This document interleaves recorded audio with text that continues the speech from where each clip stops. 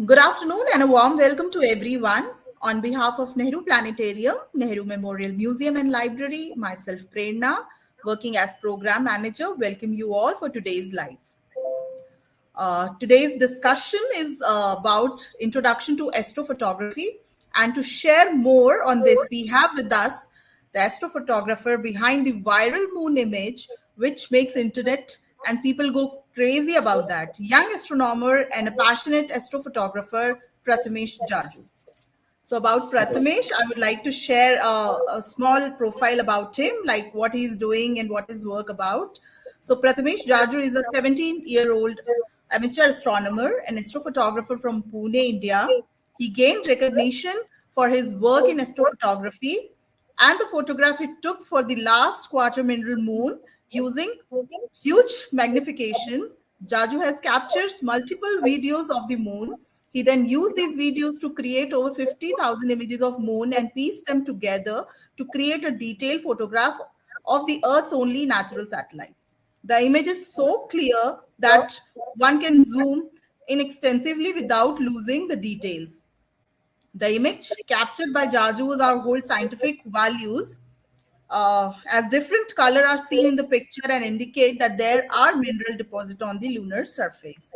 Prathamesh is a member and a volunteer at Jyotirvidya Parisanstha, India's oldest association of amateur astronomer. Beside astronomy and astrophotography, he has been playing athletics, long jump since 2012 from Deccan Gymkhana. He has participated for national level competition in long jump. His hobbies beside astrophotography are reading, trekking, listening to rock music, sipping coffee everywhere, like all regular teenager. The planetarium is extremely delighted and excited to host such young talent on our platform. So, Prathamesh, we all are really very excited and eager to listen more about your work and about the astrophotography. And later we will open the forum to take the participation or questions from the online participants. So over to you.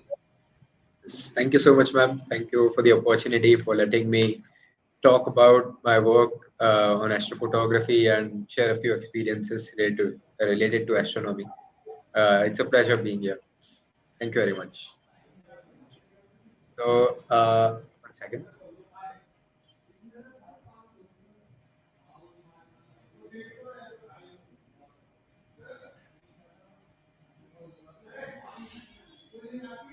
Hello.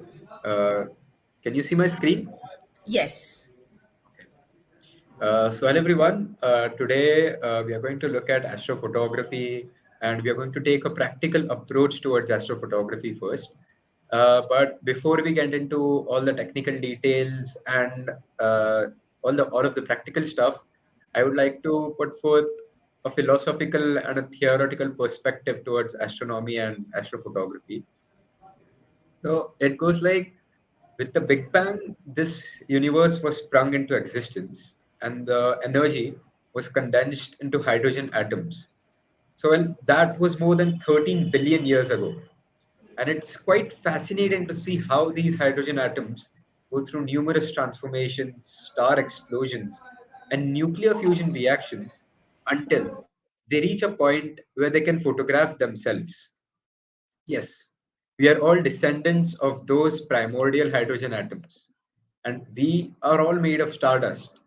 So it makes all of these stars, galaxies, planets, and almost every other astronomical object in this universe our siblings. And astronomy and astrophotography is nothing but our hope and efforts to get to know our siblings a bit better. So now let's get into the practical details. Okay. So before we start with astrophotography, let's take a look at photography first. So we need to know a little bit of the basics of photography to start with astrophotography. So like we know, there are different types of photography like fashion, landscape, portrait, then infrared photography, time lapse photography, etc. And so photography is based on three main pillars. And whenever you use a DSLR camera or any camera for that matter, there are three main ingredients, which are the shutter speed, ISO, and aperture. So, what is the shutter speed? So, shutter speed is the amount of time your camera is exposed to light and it's gathering light from your desired object is shutter speed. So, whenever we are capturing any picture from our mobile phones, it is captured at 1/10 of a second. Or let's say when we are looking at anything, it is also capturing a video at 1/10 of a second. Then there is aperture. So aperture is the physical opening of a lens and how much light is allowed into the camera with the help of the lens. So you might have seen the F number in the photography, so in DSLR cameras. So that is aperture. And the next is ISO. So ISO is the digital amplification of brightness in our image. So we can either brighten or darken any image with the help of ISO. And all of these three together are called as the exposure triangle. So if we have the perfect settings to all of these, we get a good image. And what happens if we overdo one of them? So in daytime photography, when we overdo shutter speed, we get a motion blur. So let's say if we have kept the shutter speed at 1 second, and in that 1 second we have moved from one place to another, then we'll see that there's a motion blur in the images. If we increase the ISO too much, it gets overexposed and it gets completely white, or there are these red, green, blue pixels or grains which are formed in the images. And as we increase the aperture, there is more depth of field. So if you want a more portrait effect, we have to keep the aperture wide open. And if you want more sharpened images, then we narrow down the aperture. So this is an example of what happens when we increase one of the any of the ingredients. So if we decrease uh, as we increase the aperture, there is a decrease in depth of field, so you get a more portrait effect or the bokeh effect. As you increase the ISO, there are more grains in the images, and as you increase the shutter speed, there is more of a motion blur. But in astrophotography, we need motion blur because we are going to capture the light coming from the stars and galaxies. So we always keep it towards 30, 15 to 20 seconds, the shutter speed. Okay. So which settings or which camera file format should we keep when we are capturing images or in any type of photography? So it is always recommended to capture them in raw file format because it gives us a more editing latitude to uh, process our image and get more creative opportunities to bring out the faint details. And that's the good thing about RAWs. The good thing about JPEG file format is that they are quite small in size and they are used for quickly sharing through social media or to friends. But JPEG file format is so the camera processes the images a bit before it gives a final image, and it gives you a less exposure to edit the images. So it is always recommended to shoot the images in raw file format. It is the best. Okay. So now we are getting into astrophotography. And so, which camera should one have to shoot images of the night sky? There's no such one perfect camera. Any camera that you have is the best camera that you can use for astrophotography. DSLR cameras are mainly used for astrophotography because uh, they are easily available. If you don't have one, you can borrow it from friends or anyone that might have a DSLR camera. So DSLR cameras are the best for that. If you don't have one, then even nowadays mobile phone cameras are quite good and they can capture images of the moon, Milky Way, and many other objects. And the camera that I used for capturing images of the moon was this one, ZW planetary camera. So we'll talk about it later when we see the image. And there are other types of cameras like web camera, CCTV camera, point and shoot cameras that we can use to shoot images. But these are the three main types of cameras. planetary cameras, DSLR cameras, and mobile phone cameras. So now we looked at cameras. We'll look at different optical systems that we can use to capture images. So first one is the wide-angle lens, which is used to capture images like star trails or the Milky Way galaxy. Then the second one is a zoom lens. So you can capture images of different nebulae and galaxies with a wider field of view with zoom lenses. Then you have telescopes. So there are two main types of telescopes. One is the refractor or the Galilean type of telescope, and the next one is the Newtonian or reflector kind of a telescope.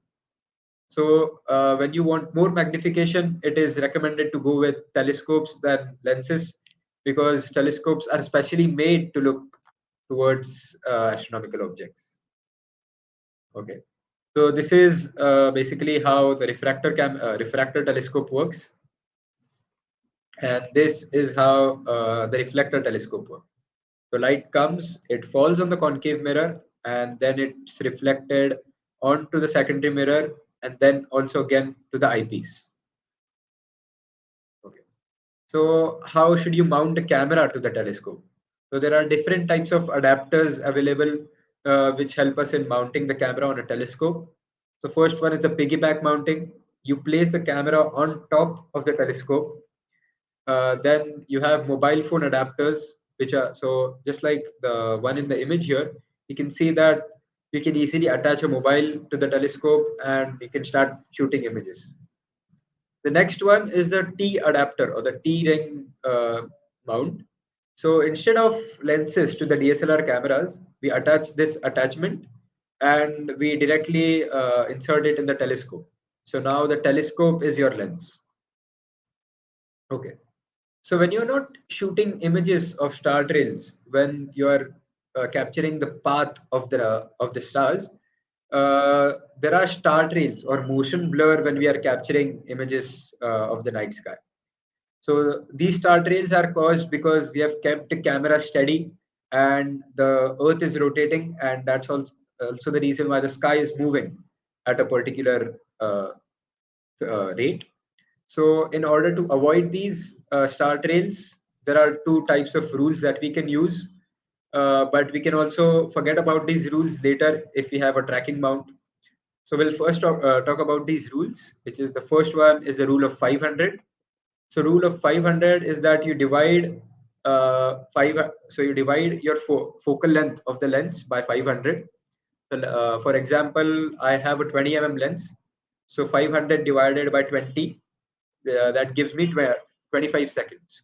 So I can capture up to 25 seconds, or I can keep up to 25 seconds of shutter speed, and I won't get any star trails in the images.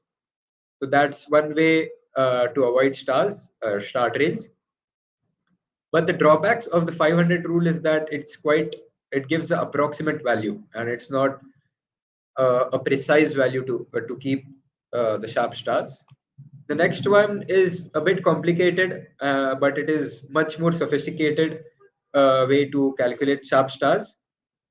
So, so for example, we'll start. So the formula for the lens for the NPF rule is 35 into lens aperture. Then we add 35 into pixel pitch. So pixel pitch is basically the pixel size of your sensor. You don't need to think a lot into this. You can just Google pixel pitch of your particular camera, and it's readily available. And you divide it by the lens focal length. So okay, is the uh, this is the pixel pitches for the top 20 popular cameras. So you can have a look, but the best way is that you just search it on Google. Okay. Then all of these calculations, all of our problems go away when you just get a tracking mount.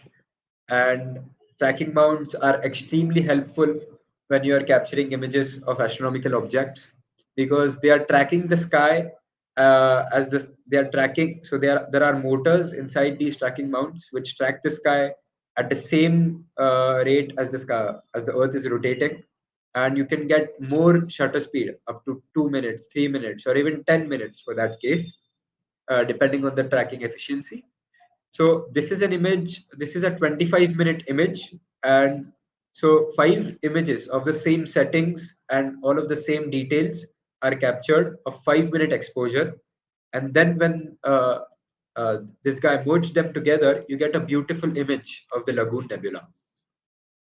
So why should we go with equatorial mounts when we want a tracking mount? Is that equatorial mounts are the best way of tracking, and you get more exposure to uh, capture images of the night sky. So equatorial mounts, when you're aligning them, you need to point it in the direction of the pole star, and if you can see near this green arrow, there's a small polar scope attached to it. So in that particular scope, you bring the star Polaris to the exact center, and you're all set.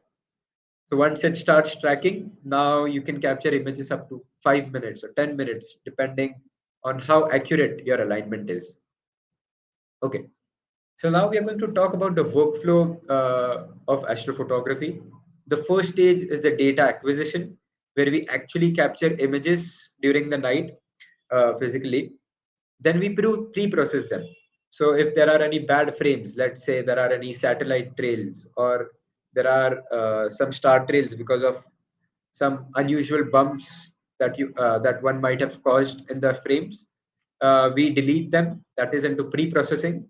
So process in the processing stuff, there is stacking, and then enhancing the image details, and enhancing the details of the colors as well. And in post processing, it's just final touches, the saturation, brightness, contrast, and things like that. And the final touches are when you transfer the image from your laptop to mobile phone. You edit it a little so that it looks good on both mobile and laptop. So our process is, first we locate the object, then take a sample photo with higher ISO.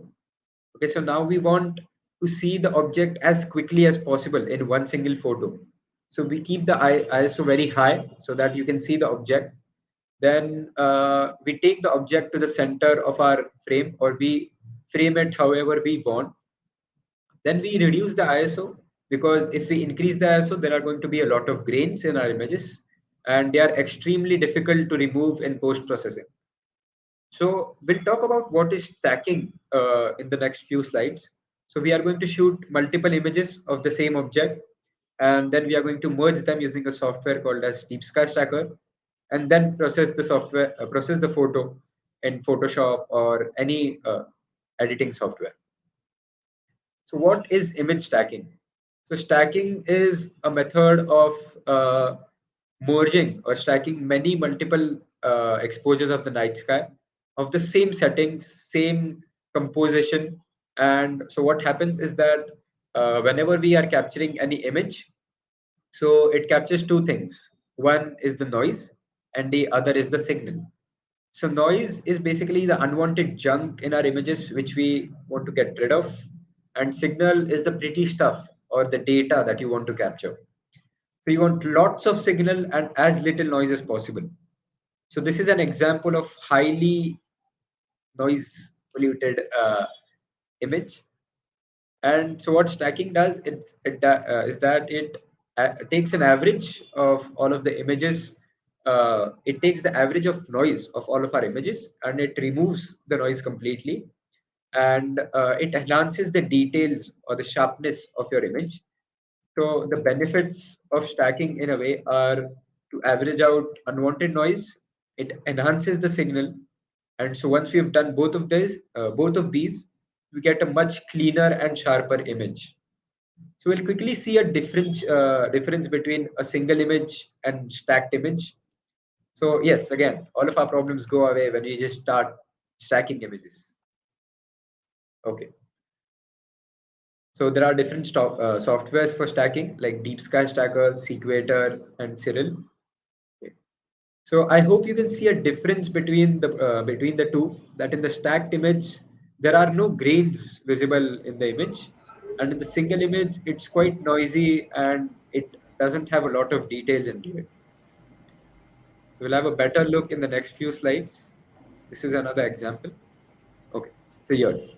In a single image, you can hardly see the Milky Way galaxy. But when you capture 20 such images, the same images, and you merge them together, you get a much more better looking image of the Milky Way galaxy. But this is not where our work is done yet. So we need to further enhance the image to get more of the vibrant details of the Milky Way galaxy. So post-processing softwares, there are a lot of softwares on the internet. PixInsight, GIMP, Adobe Photoshop, Snapseed, Lightroom. There are endless softwares. Okay. So this is an example of a single image, stacked image, and a processed image. You can see that from stacked image to processed image, there's a lot of difference. There's a lot of difference in the prettiness of the image. Okay, again. Uh, am I audible? Yes, yes, you're audible. Okay. I just thought that my mic was getting. Okay. So this is the single image. So back in 2019, I went to Spiti Valley in the Himalayas. And so I carried only a DSLR camera and a kit lens with me. But the best thing was that I forgot the tripod at the airport. So I didn't have anything steady to, to keep the camera on. So what I did was I placed the camera on a rock. I elevated the angle with the help of a book. And so I kept it steady now. And I captured multiple images of the Milky Way galaxy with the Himalayan mountain ranges. And when I've captured like around 40 to 50 images and then merge them together, I get an image like this, the last one. Okay, so this is the difference between single, stacked, and then I removed the stars using another software called as StarNet. So it removes all of the stars, and then you can just particularly process the Milky Way galaxy and get all of the details, and then add the stars back. So now there's the huge difference between single, stacked, and processed image.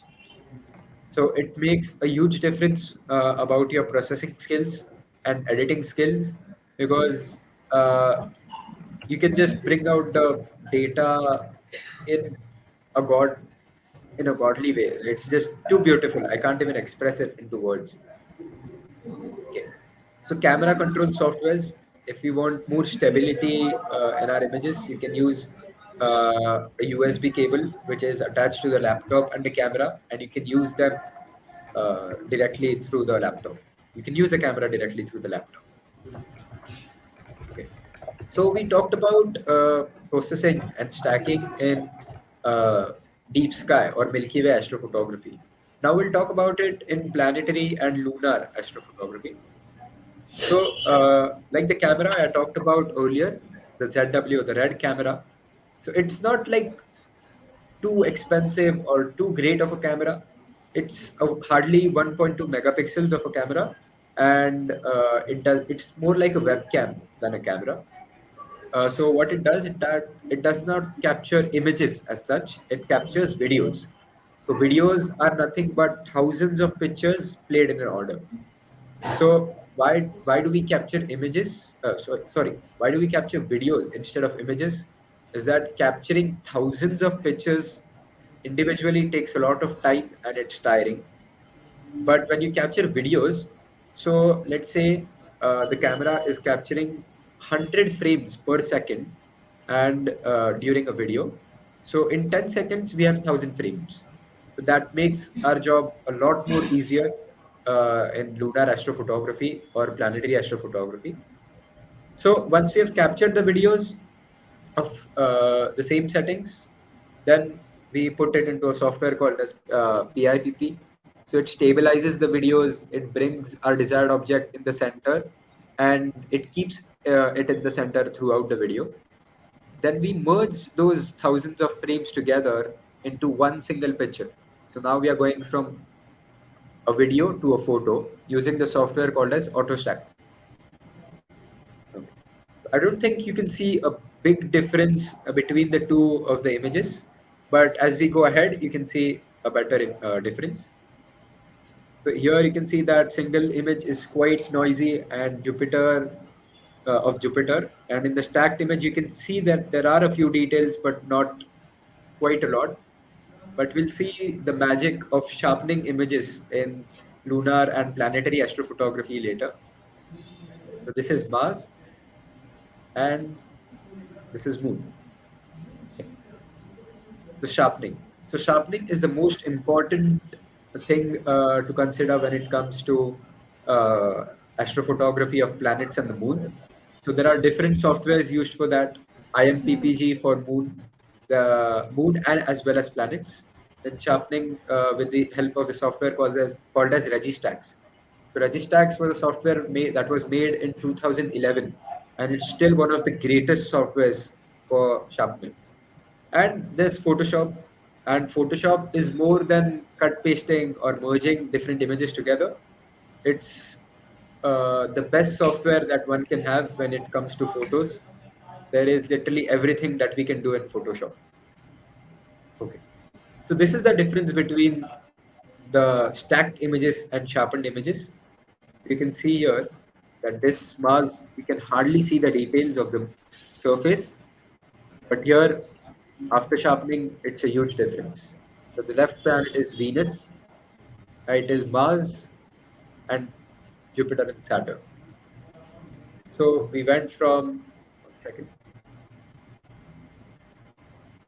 from these details to a much sharpened and beautiful images of these two gaseous giants. And this is a composite image of the solar system that I captured and made, right from the sun to Neptune. Okay. So this is sharpened images of the moon. So recently, we heard that NASA found water molecules on the moon's surface. So that was near this huge crater called as the Clavius crater, and it is one of the largest craters on the moon's surface. Okay. So now we are going to look at a few final images that I've captured in the course of 4 years from 2018, almost 5 years now. Okay. So the full moon and HDR composites. So we'll talk about this particular image later and why we could zoom into it so much and it couldn't get blurred. We'll see about that later. Then these are different phases of the moon.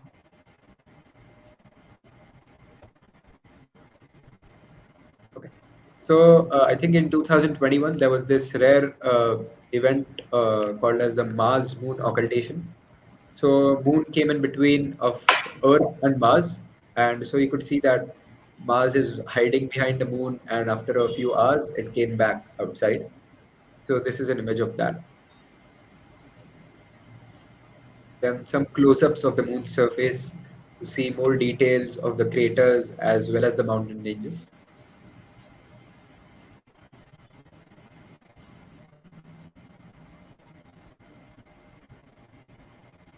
Okay, this image.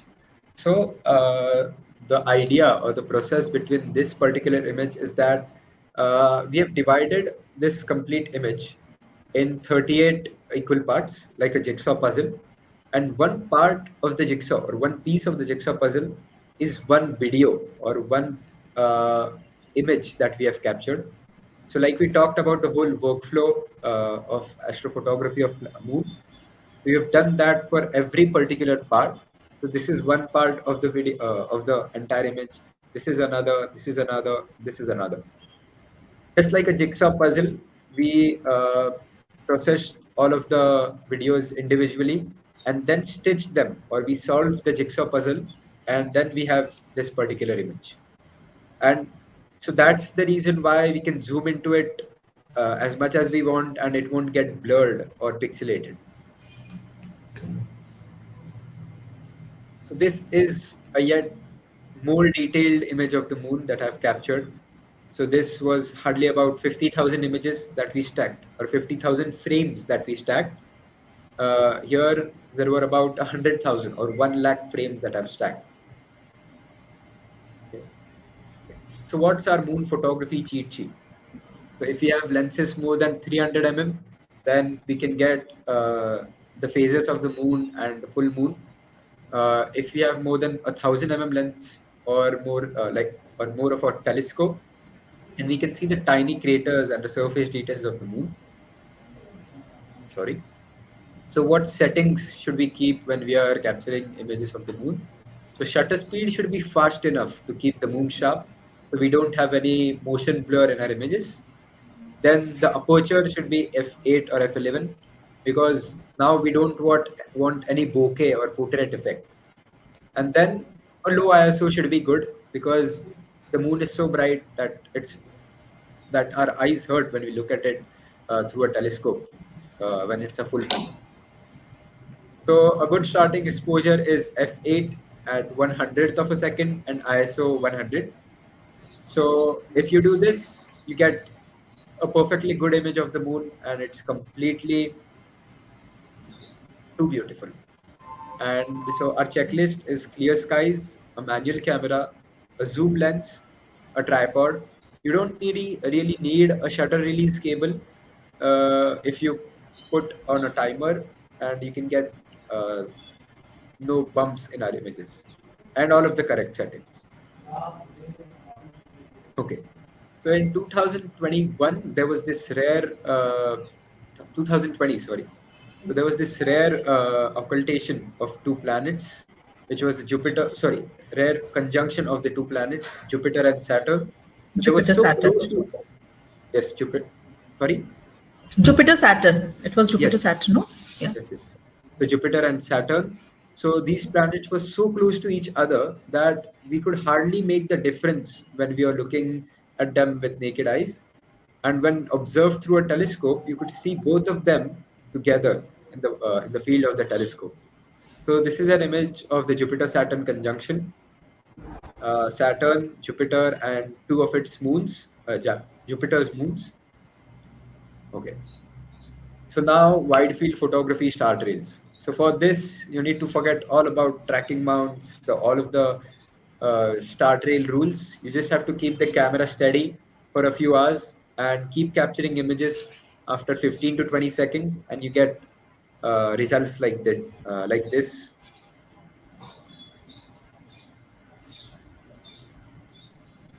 This looks like as if the sky is falling, and there are many things that you can do with star trails. Okay. Now we'll look a few images of the Milky Way galaxy along with a few mountains and some foreground. Okay. So this is the image that I showed you earlier. So it was a tracked image of 2 minutes, and there were 10 exposures captured. So after post processing and everything, we have an image like this. Then this was again from Spiti Valley in the Himalayas. Then this is a Cygnus arm of the Milky Way, the right image. This image, the arm that you're seeing right now, is the Sagittarius arm of the Milky Way, because it lies in the constellation Sagittarius. Okay, this is another edit of the Milky Way image that we saw earlier. Okay, so now this is again a 360 degree view of the sky, a panorama. So we can again divide this image into a number of equal parts, and it's a jigsaw puzzle.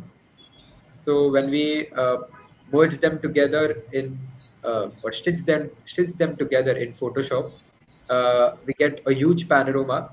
And there are different softwares where you can make projections like these. You can make a tiny planet projection or a fisheye lens projection with this. Some more Milky Way. This is a zoom view of the Milky Way with a 50 mm lens, Sagittarius arm, and the Cygnus arm with some trees.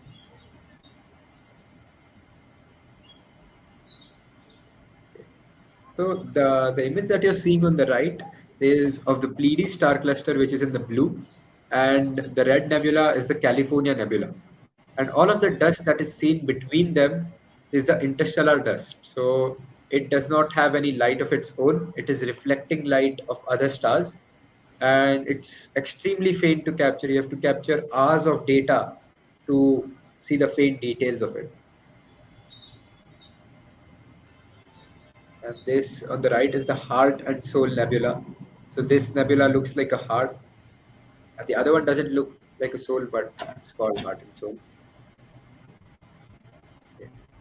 So Andromeda Galaxy captured with a 300 lens, so you can get pretty amazing details, better than this, with a normal DSLR camera and a 375 300 lens.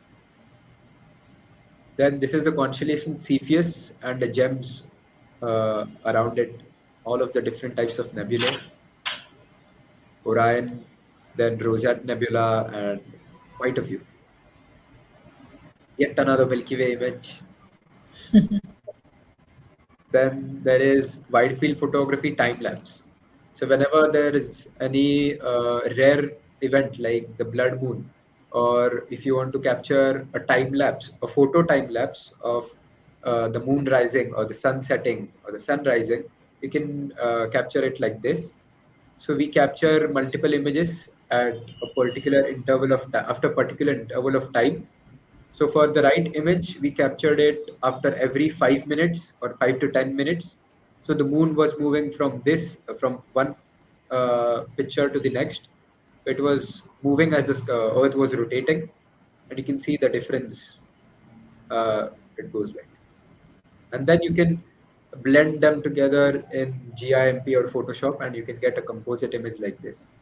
All of the phases during a lunar eclipse, and uh, as the phase changes, the moon is going upwards in the sky, and you can see the full moon at the top. Now, solar photography. So, solar photography, only one thing when we are observing the sun, we should always use a solar filter when we are capturing or observing the sun, because the telescope is a huge magnifying glass, and the paper or the tiny paper is your eye or the telescope. It can get burned off. So with the help of solar filters, you can get beautiful images of sun as well, like these. So the left image is from the 2020 solar eclipse in June. The down image is of the 2019 annular solar eclipse from southern India. And the image on the right is captured from a member of JEP in the US, the diamond ring during a total solar eclipse. It's really majestic, and it's the most beautiful astronomical phenomenon that one can see. So mobile photography. So nowadays, mobile phones are so evolved that we can capture images of the Milky Way galaxy using mobiles. So just go in the pro mode or the manual mode, keep the shutter speed at max. Don't think about start rails because you're capturing through a mobile phone. Keep the ISO 1600 for starting, and you can get images like this.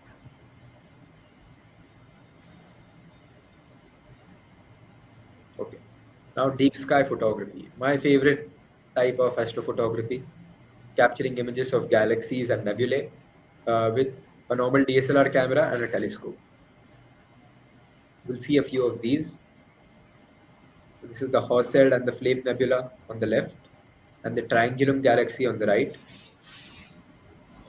Then the Pleiades star cluster or the Kritika Nakshatra, and along with the interstellar dust, you can see that the sky is not black at all. There's infinite amount of dust in our night sky.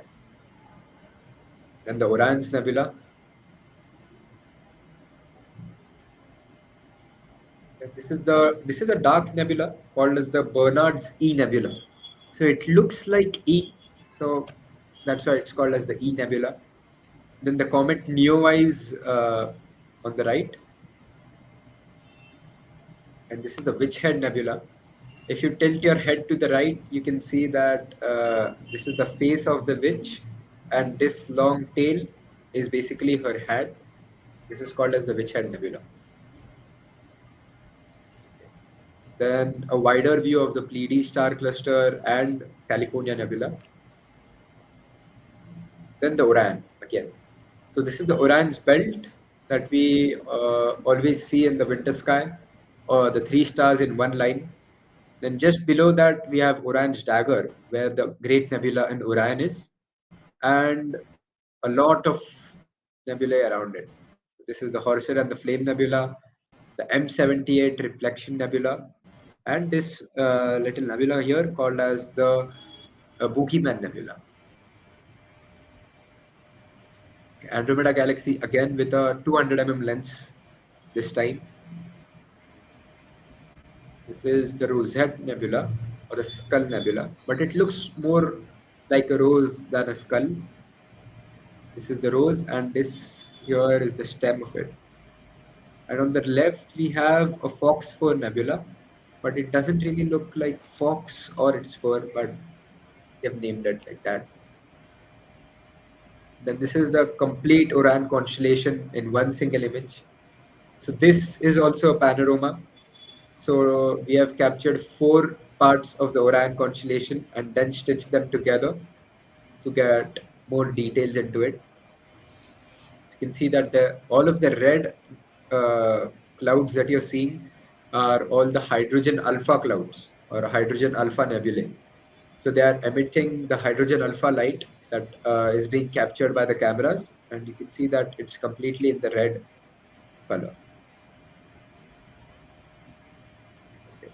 So then again, deep sky photography with telescopes again, Orion's Nebula and Rosette Nebula, the Andromeda Galaxy on the left, the closest galaxy to us, only about 2.5 million light years away from us, not quite far. Then the M78 Nebula that we saw earlier, the Pleiades star cluster. So this is with a reflector telescope. So that's why we are seeing the plus sign stars here. And on the left, there is the Dumbbell Nebula. Okay. Again, we'll get into mobile photography. So when we were capturing images of the Orion's Nebula here, uh, this is a behind the scenes image of the equipment and the stars. Sorry, it's moving on its own. Okay. So this is with yet a DSLR camera. This is the dark nebulae that I was talking about, which reflect light of other stars and they are extremely faint to capture. So all of these images are either captured by me or my friend Aditya. This is the Witch Head Nebula with a 200 lens. You can see the tail of the witch. And this bright star over here is the Rigel star in Orion. Now, yet another object called as the Rho Ophiuchi region and the Blue Horsehead Nebula. So we saw the red horsehead. Now we'll see the blue one. It also looks like a dog if you want to call it a dog nebula. Then Milky Way galaxy. So this is probably the best zoomed image I've captured of the Milky Way. I hope to capture better images in the coming summer season. Okay, these are with mobile phones, the left and the right image. So this is the equipment or and setup. So we talked about two main types of telescope, reflector and refractors. So this is a Cassegrain kind of a telescope, which is a mix of both lenses as well as mirrors. And they are compact, but a lot powerful. So their magnification is quite a lot. And you can, if you want to shoot images of galaxies or planets, these are the best kinds of telescopes. They are both placed on an automated mount, automated equatorial mount, and so they are basically operated with a laptop. The equatorial telescope, equatorial mount, and we have placed DSLR cameras and lenses over it. Okay. So these both images were captured with a mobile phone.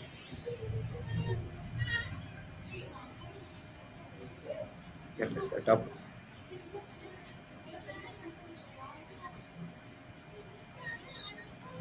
Okay. So we are towards the end of our talk, and so there are quite a few excuses not to shoot images and like bad weather. So the thing about bad weather is that I've always faced bad luck with weather.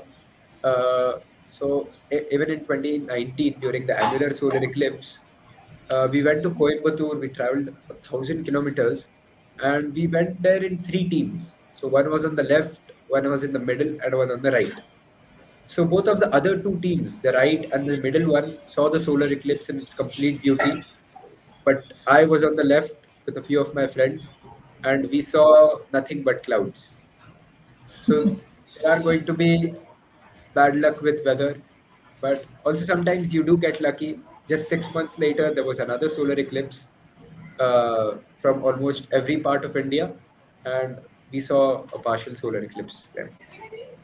Even a few weeks ago or few days ago, we saw the partial solar eclipse this year. And then there's inadequate gear. So expensive equipment or amazing cameras don't make good images. You do. It's you who's behind the camera and who's making all of the efforts, and you're putting a lot of skill into it when you're processing and capturing images. There's a lot of patience. You're making the good images, not the cameras.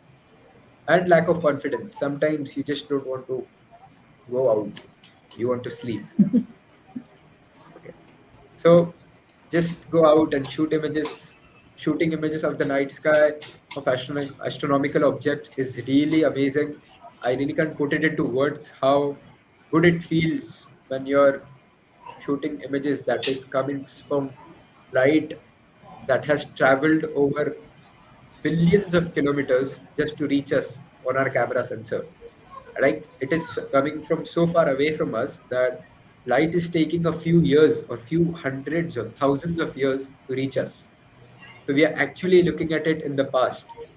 And if we are looking at it in the past, so our telescopes and our cameras are basically time machines.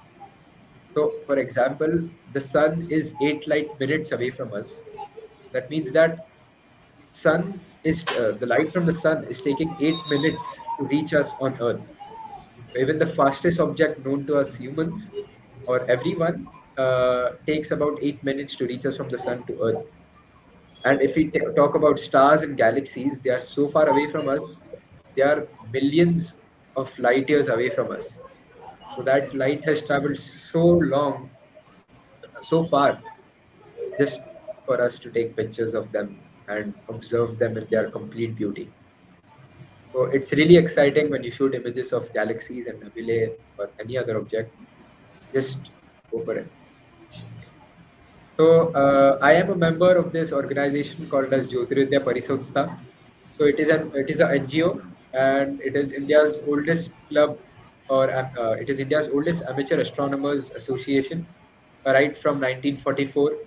And I uh, got all of my practical knowledge of astrophotography and astronomy from JVP. So if you guys want, you can uh, visit any of the links below, and you can get started. Okay. Thank you very much. Thank you so much, Prathamesh. I have never seen a 17-year young teenager boy with so much of sorted of knowledge, and how well you put up all your knowledge into a presentation and shared the detailed information about from the beginning to the latest technology. So really kudos to you and all the very best Very for your nice. coming projects. Thank you very Really much. very excited to see such a magnificent and breathtaking pictures which you have put it all together. So really, Thank you so really, much, man. very, very great work of yours. And now we will take some questions, because meanwhile you are presenting, so we have many of the questions on the chat box. So I'll be highlighting those, and Okay. you can take them. Yeah.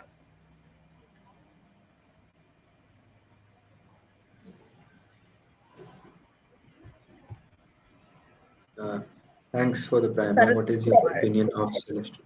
It's a great Celeste. telescope. Hi, Sarat. It's a great telescope. It's definitely quite amazing for galaxies and planets, even the moon or the sun. So it's a great telescope. Definitely go for it if you're getting one.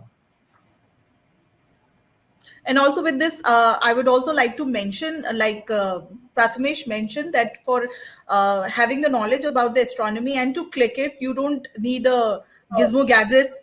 It's all Yes, you right. need is your passion and your interest towards the subject. Absolutely. Because when we talk about such topics on the platform, even in the planetarium, people come with their kids, like what telescope we should buy, which you suggest us. But this is not about what we suggest, it is all about Exactly. what you want. So And actually, the best way to get started with telescopes is to join any astronomy club. yes, So, the information, the knowledge is a very important. because you'll get a telescope, but if you don't know how to use it or how to Use set it up, it. it's quite a task to learn about it. But Yes, if you get started with an astronomy club with like-minded people, and then it's much easier. explore the Yes, explore. possibilities, like in a minimum budget, how best you Yes, can get it. exactly. So that is more important actually, and this is what we also like to promote it. So rather buying your heavy and because at the end of the day you'll buy those, but that Right, is not on your initial level. At right, the starting level, exactly, one should explore the topic and the subject and should have the knowledge about that, and then you can gradually can buy the latest technological versions. exactly. So then we'll take to User-friendly Megha software. Rajoria. Can you please tell user-friendly software to stack images? Hello, Mega ma'am. The best software for stacking images uh, for deep sky objects is Deep Sky Stacker. Or if you are capturing images of the Milky Way galaxy with something in the foreground, then you can use the software called as Sequator. So the tutorials for these softwares are on the internet, YouTube, or any article website. And if you're shooting images of the planets or moon, then go with AutoStacker. It's the best one out there, and there's no other software better than it. So hope Megha you got the answer for your query. And then we'll take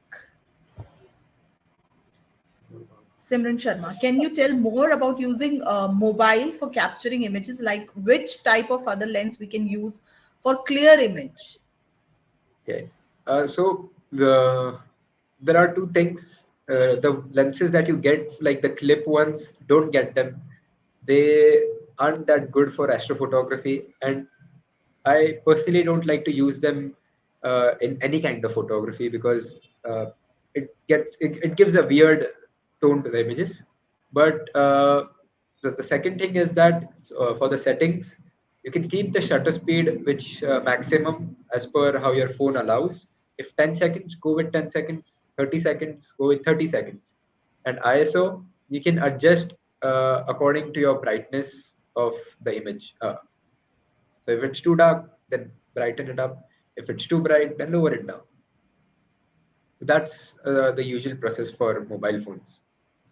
There's not a lot you can do with mobile phones in a way, actually. If you attach it to a telescope, then you're all set. Thank you. Reshmi S. Could you please suggest telescope model that best for a beginner in astrophotography? Okay.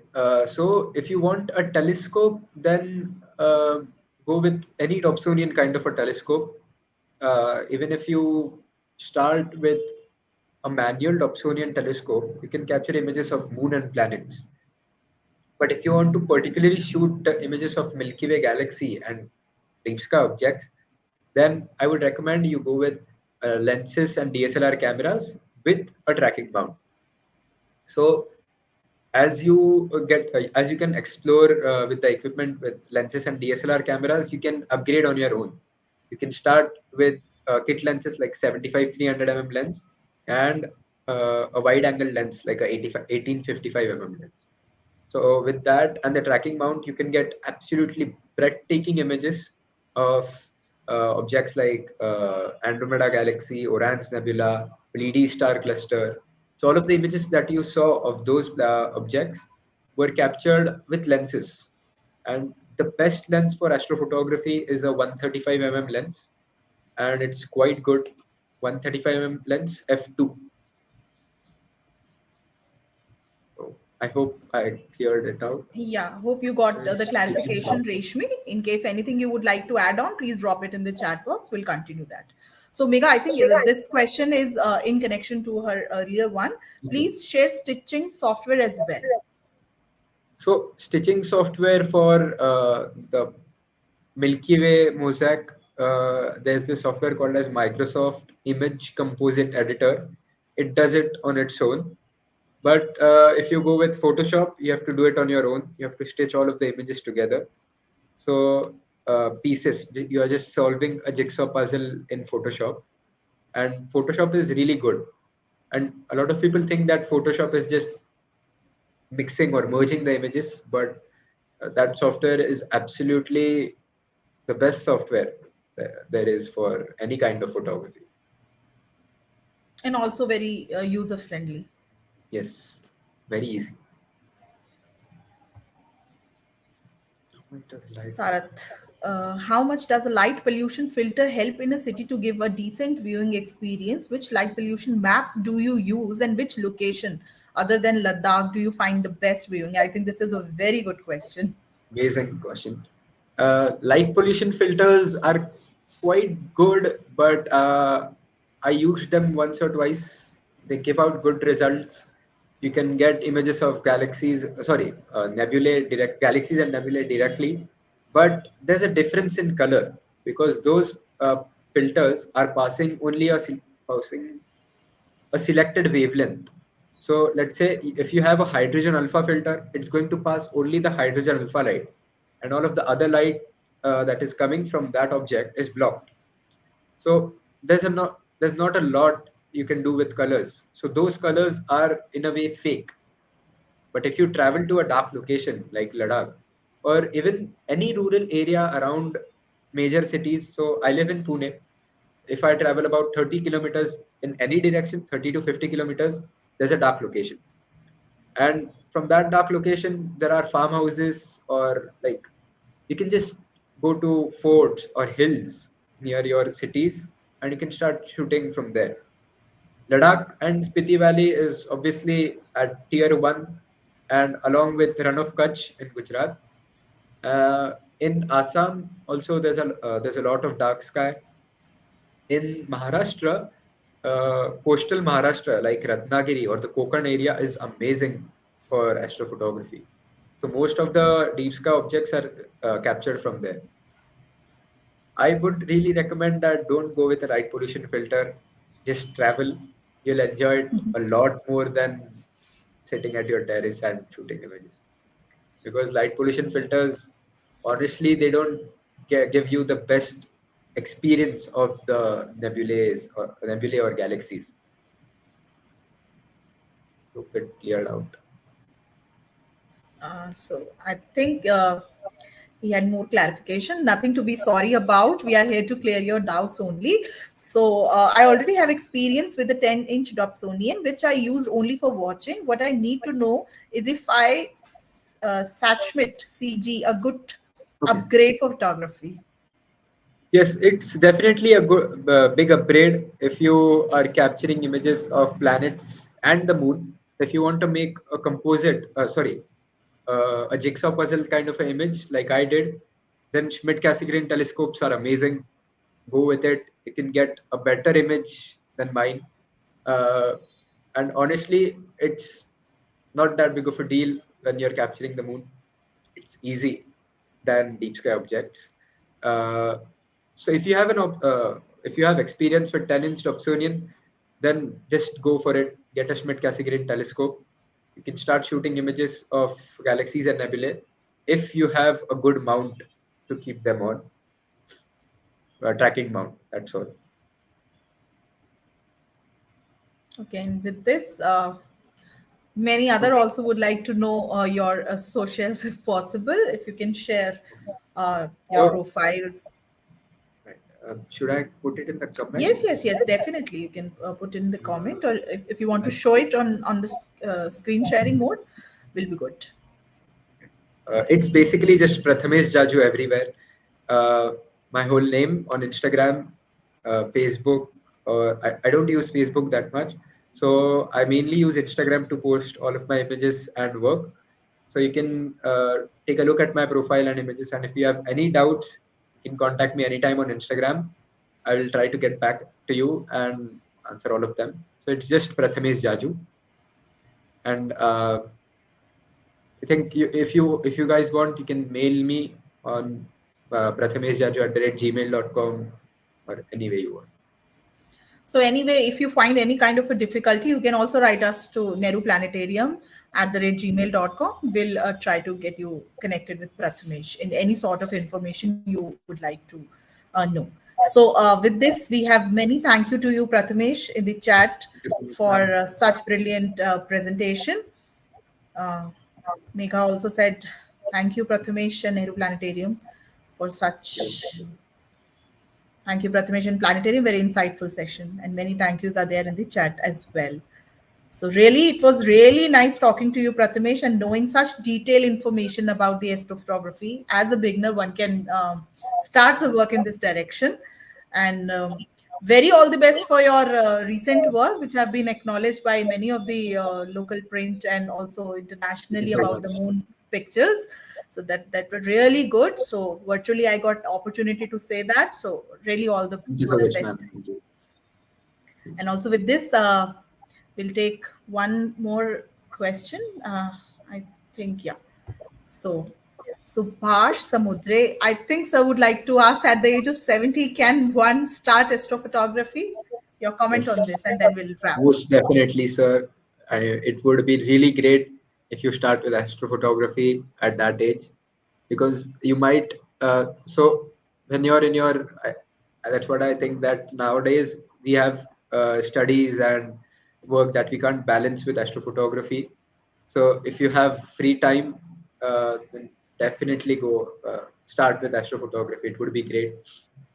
And it's, to be honest, once you get to know all of the basics, astrophotography is really easy. You just need to set up the telescope and start observing. Yes. And also would like to acknowledge Ritesh Singh. Thank you so much for putting this. You are playing rich tribute to Ratna ma'am by continuing this very important work. Thank you for saying this kind words for us. But you, as a student and a youth, make a worth of our programs by attending it, by making use of it. So thank you for doing this, and we really hope that you all young children take the legacy of Dr. N. Ratnashri in the direction of astronomy and astroeducation. So thank you. Thank you everyone for joining for today's session. And thank you, Prathamesh, once again. Wholeheartedly, Planetarium team would like to say many congratulations for your recent work and all the very best for your coming projects. All the very Thank best. you so much, ma'am. Thank you for the opportunity. Thank you. And thank you everyone for joining. See you again for some more lives at Nehru Planetarium YouTube Live. Thank you and have a nice day. Thank you.